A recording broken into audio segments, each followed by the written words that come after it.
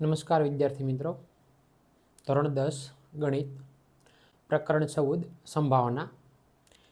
છેલ્લા લેક્ચરમાં આપણે 6 દાખલા સુધી અભ્યાસ કર્યો હતો. હવે આજે સ્વાધ્યાય 14.1માં દાખલા નંબર 7નો અભ્યાસ કરીએ. દાખલા નંબર 7માં આપણને કહેવામાં આવે છે કે આપેલ છે કે 3 વિદ્યાર્થીઓના સમૂહમાં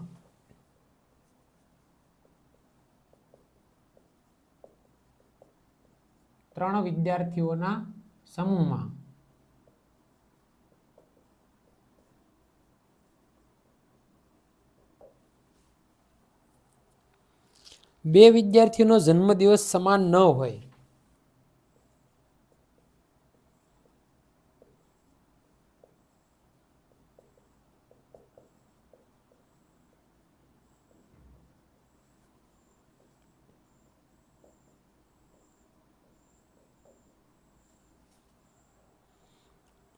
તેની સંભાવના 0.992 છે.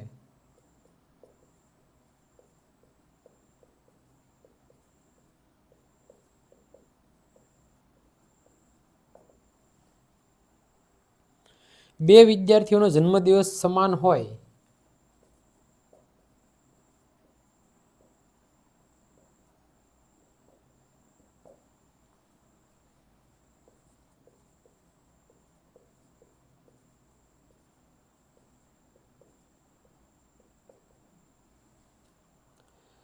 તેની સંભાવના કેટલી?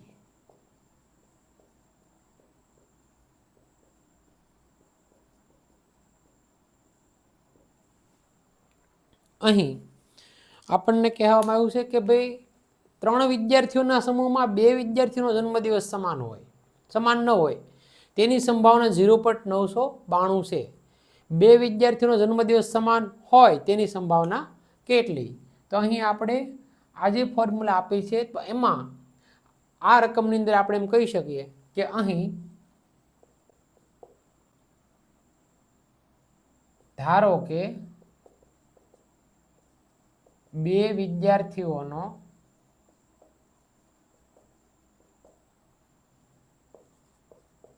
જન્મદિવસ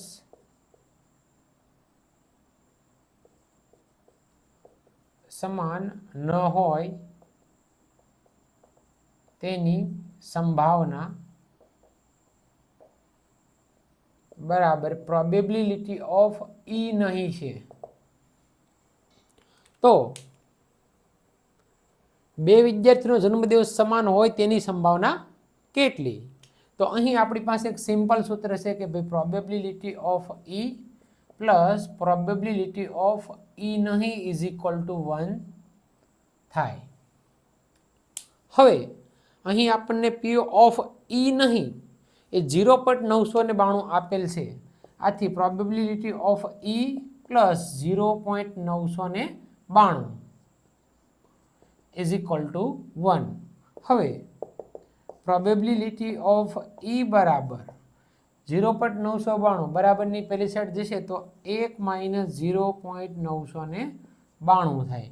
એટલે કે 1 માંથી 0.992 બાદ કરવાના છે તો પોઈન્ટ પછી અહીં 3 આંકડા આપવામાં આવેલા છે તો 1.000 0.992 0 માંથી 2 ન જાય એટલે અહીંયા 10 કો લેવો પડે, 10 માંથી 2 જાય એટલે 8, અહીંયા 9, 9 માંથી 9 જાય એટલે 0, 9, 9 માંથી 9 જાય એટલે 0, પોઈન્ટના પોઈન્ટ 1 નો 0 એટલે કે 0. તો ફાઇનલી 0.008 મળે. આમ આપણે કહી શકીએ કે ભાઈ 2 વિદ્યાર્થીઓનો જન્મદિવસ સમાન હોય તેની સંભાવના 0.008 મળે છે. આમ 2 વિદ્યાર્થીઓનો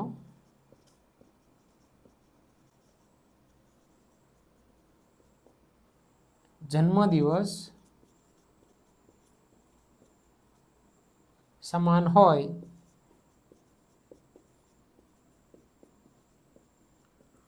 તેની સંભાવના 0.008 મળે છે. હવે ત્યારબાદ દાખલા નંબર 8 દાખલા નંબર 8 માં આપણને કહેવામાં આવ્યું છે કે એક થેલામાં 3 લાલ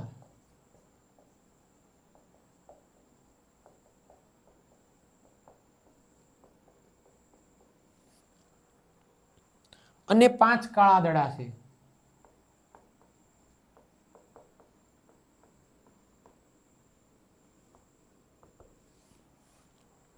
થેલામાંથી એક દડો યાદચ્છિક રીતે કાઢવામાં આવે છે.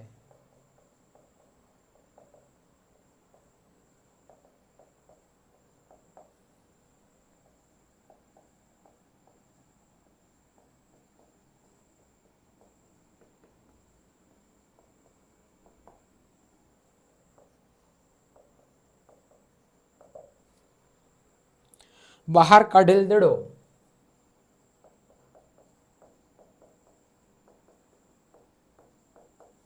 જેમાં એક કેસે લાલ હોય,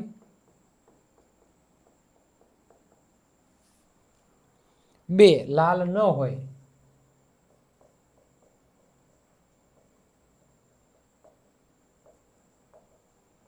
તેની સંભાવના કેટલી?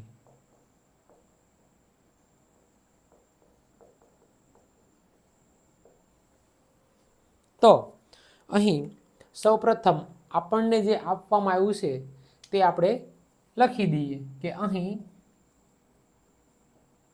3 લાલ દડા છે અને 5 કાળા દડા છે. આથી 3 ને 5 8 કુલ દડા થાય. આથી અહીં આપણી કુલ સંખ્યા છે તે 8 મળી ગઈ છે. હવે આપણને કહેવામાં આવ્યું છે કે બહાર કાઢવામાં આવેલ દડો યાદચ્છિક રીતે તે લાલ હોય તો લાલ દડાની સંભાવના બરાબર આપેલ સંખ્યા છેદમાં કુલ સંખ્યા. અહીં લાલ દડા આપણને 3 આપવામાં આવેલ છે. આથી આપેલ સંખ્યામાં 3 થશે અને કુલ સંખ્યા 8 છે એટલે કે 3/8 મળે. આવી જ રીતે આપણને કહેવામાં આવેલ છે કે લાલ ન હોય, લાલ દડો ન હોય તેની સંભાવના બરાબર આપેલ સંખ્યા છેદમાં કુલ સંખ્યા. તો બહાર કાઢવામાં આવેલ દડો છે તે લાલ ન હોય તો કયો હોય? કાળો હોય. કેમ કે લાલ સિવાયના અન્ય દડાઓ જે છે થેલામાં તે કાળા રંગના છે. તો કાળા દડાની સંખ્યા 5 છે. આથી આપેલ સંખ્યામાં 5 આવશે અને કુલ સંખ્યા તો આપણી 8 છે એટલે કે 5/8 મળે. આમ લાલ દડો ન હોય તેની સંભાવના 5/8 મળે છે. તો હવે દરેક વિદ્યાર્થી મિત્રો આ દાખલા નંબર 7 અને 8નો સ્ક્રીનશોટ લઈ લો.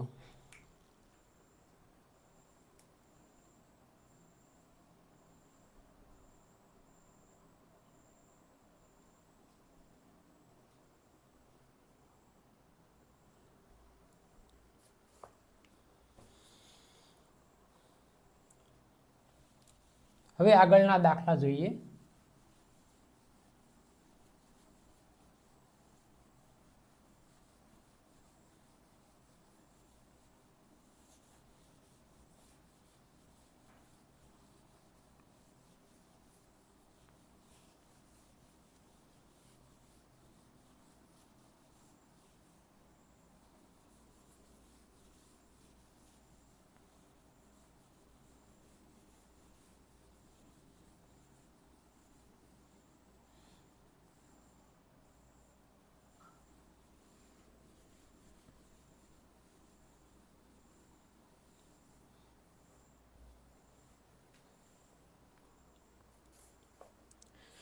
હવે દાખલા નંબર 9.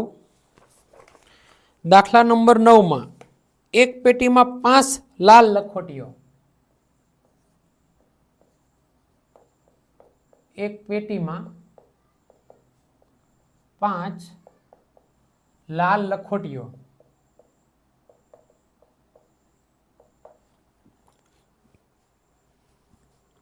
8 સફેદ લખોટીઓ,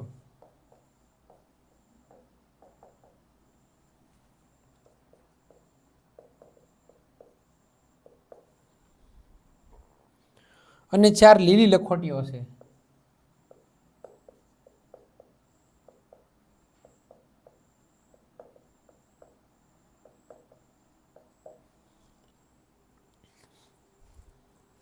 પેટીમાંથી એક લખોટી યાદચ્છિક રીતે કાઢવામાં આવે છે. પેટીમાંથી એક લખોટી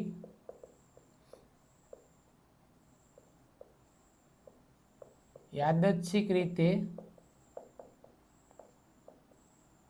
કાઢવામાં આવે છે. બહાર કાઢેલ લખોટી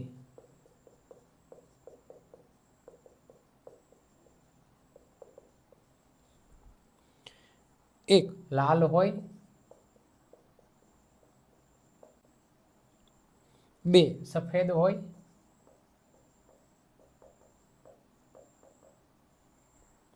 3 લીલી ન હોય,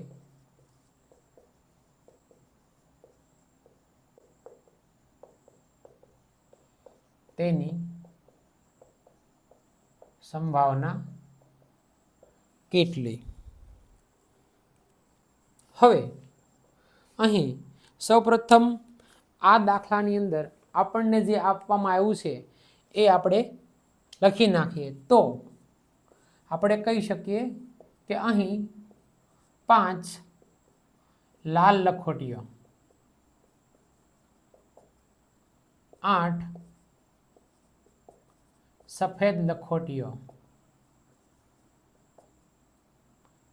4 લીલી લખોટીઓ, આટલી લખોટીઓ છે. તો અહીં 5 ને 8 13, 13 ને 4 17 કુલ લખોટીઓ.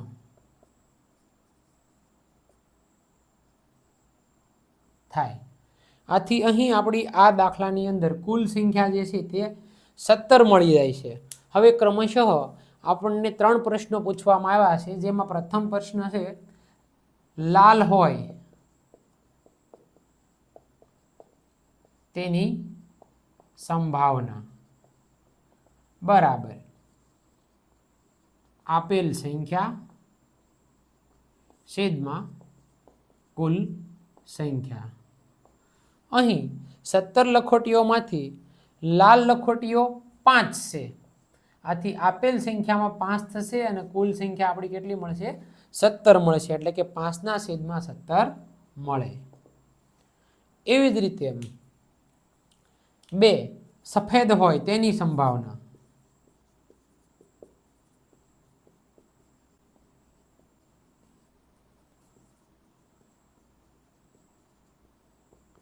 બરાબર આપેલ સંખ્યા છેદમાં કુલ સંખ્યા. અહીં સફેદ લખોટીઓની સંખ્યા 8 છે. આથી આપેલ સંખ્યામાં આપણને 8 મળે અને કુલ સંખ્યામાં 17 મળે. એટલે કે 8 ના છેદમાં 17 મળે. એવી જ રીતે 3 લીલી ન હોય તેની સંભાવના, લીલી ન હોય તેની સંભાવના બરાબર આપેલ સંખ્યા છેદમાં કુલ સંખ્યા. અહીં આપણે જોઈ શકીએ છીએ કે લીલી લખોટી ન હોવી જોઈએ. તો લીલી લખોટીની સંખ્યાઓ 4 છે. તો લીલી ન હોય તો એનો મતલબ એવો થયો કે તે લખોટી લાલ હશે અથવા તો સફેદ હશે. તો લાલ લખોટીની સંખ્યા 5 છે અને સફેદ લખોટીની સંખ્યા 8 છે. તો 5 ને 8 13માંથી કોઈ પણ લખોટી હોઈ શકે, કેમ કે લીલી લખોટી હોતી નથી. તો આપેલ સંખ્યા છે તે આપણને 13 મળે. એટલે કે 13 ના છેદમાં 17 મળે. કેમ કે લીલી લખોટી ન હોય તો લાલ અથવા તો સફેદ હોય જેની સંખ્યા 13 હોવાથી આપેલ સંખ્યામાં 13 મળે છે એટલે કે 13/17 મળશે. હવે આગળનો દાખલો, દાખલા નંબર 10. દાખલા નંબર 10 આપણને કહે છે કે એક ગલ્લામાં 50 પૈસાના 100 સિક્કા છે. તો આપણે ડાયરેક્ટ રકમ ન લખતા જે રકમમાં આપણને માહિતી આપેલ છે તે ડાયરેક્ટ માહિતી લખીએ કે એક ગલ્લામાં 50 પૈસાના 100 સિક્કા. તો 100 સિક્કા 50 પૈસાના એમ આપણે લખી શકીએ. રૂપિયા 1ના 50 સિક્કા, તો અહીં લખી દઈએ 50 સિક્કા રૂપિયા 1ના. રૂપિયા 2ના 20 સિક્કા, તો લખી દઈએ 20 સિક્કા રૂપિયા 2ના. અને રૂપિયા 5ના 10 સિક્કા, તો 10 સિક્કા રૂપિયા 5ના છે. જ્યારે આ ગલ્લાને ઊંધો કરવામાં આવે ત્યારે પાત્રમાંથી કોઈ એક સિક્કો બહાર પડે તે સમસંભાવી હોય.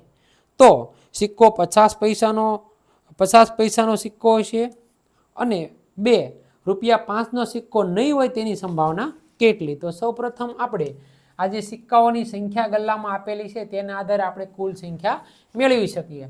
100 + 50 150 + 20 170 + 10 એટલે 180 કુલ સિક્કા થાય.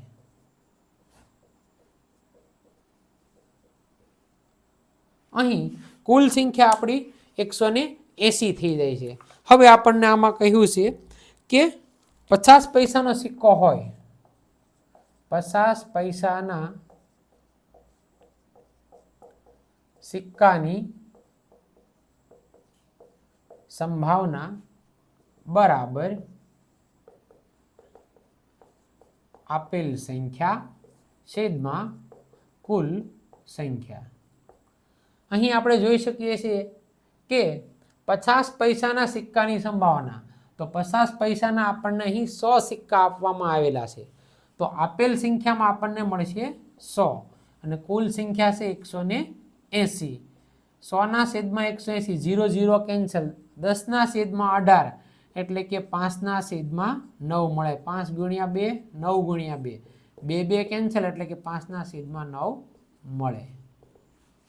એવી જ રીતે દાખલા નંબર બીજો છે, એમાં કહે છે કે રૂપિયા 5નો સિક્કો નહીં હોય તેની સંભાવના કેટલી? રૂપિયા 5નો સિક્કો નહીં હોય તેની સંભાવના બરાબર આપેલ સંખ્યા છેદમાં કુલ સંખ્યા. અહીં આપણે જોઈ શકીએ છીએ કે રૂપિયા 5નો સિક્કો નહીં હોય, તો રૂપિયા 5નો સિક્કો એ 10 છે, તો આ સિક્કા નહીં હોય. તો એનો મતલબ એવો થાય કે રૂપિયા 5નો સિક્કો નહીં પરંતુ 50 પૈસા, 1 રૂપિયો અને 2 રૂપિયા, ત્રણમાંથી કોઈ પણ સિક્કો હોઈ શકે. તો એમની સંખ્યા 100 + 50 150, 150 + 20 એટલે 170. તો અહીં આપેલ સંખ્યા છે તે 5 સિવાયના કોઈ પણ સિક્કા હોઈ શકે, એટલે 50 પૈસા, રૂપિયાનો કે 2 રૂપિયાનો, જેની સંખ્યા 170 છે. આથી આપેલ સંખ્યા છે તે આપણને 170 મળે છે અને કુલ સંખ્યા આપણી કેટલી છે? 180. ફાઇનલી 170ના છેદમાં 180 એટલે કે 0 0 કેન્સલ, તો કે 17ના છેદમાં 18 મળે. આમ રૂપિયા 5નો સિક્કો નહીં હોય તેની સંભાવના 17ના છેદમાં 18 મળે છે. તો દરેક વિદ્યાર્થી મિત્રો દાખલા નંબર 9 અને 10નો સ્ક્રીનશોટ લઈ લો.